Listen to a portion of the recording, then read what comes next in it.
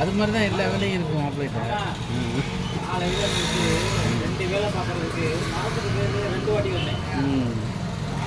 அதான் சிங்கம் படத்தில் விவேக்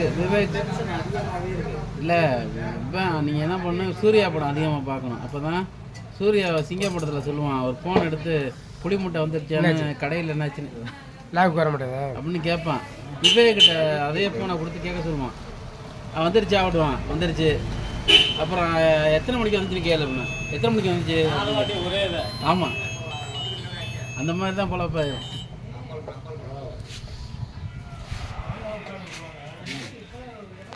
கண்ணு சரியாக புரிய மாட்டேங்குது.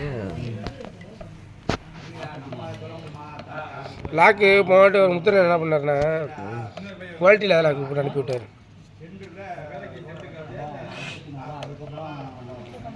படித்துறவா